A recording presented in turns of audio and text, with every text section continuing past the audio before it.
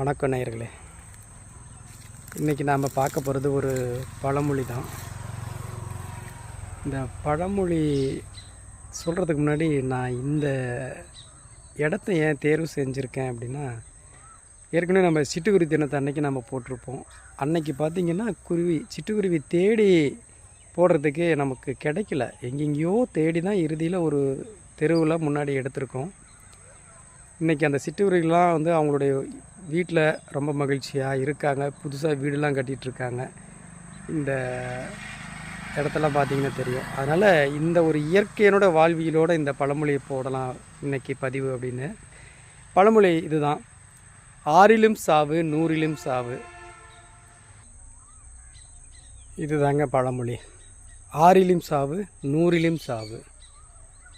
இந்த பழமொழி நாம் வாழ்க்கையில் எல்லாருமே பயன்படுத்துவோம். வயதானவர்கள் மட்டும் அப்படின்னு இல்லை, காதலை கேள்விப்பட்டவங்க எல்லாருமே பயன்படுத்துவோம். ஆனால் இதுக்கான அர்த்தம் என்ன அர்த்தத்தோடு நம்ம பயன்படுத்துகிறோம் அப்படிங்கிறது நிறைய பேருக்கு தெரிஞ்சிருக்கும்.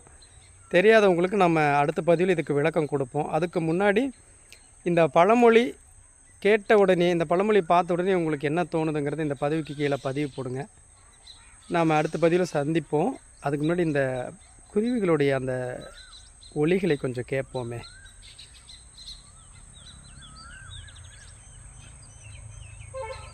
இதெல்லாம் மாலை நேரம் தன்னுடைய வீடை தேடி வந்துட்டுருக்கு. நாம் இங்கே பக்கத்தில் வந்தோடனே பயந்துட்டு கூட்டை விட்டு வெளியில் பறந்துருச்சு. வாங்க அடுத்த பதிவில் விளக்கத்தோடு சந்திப்போம். நன்றி.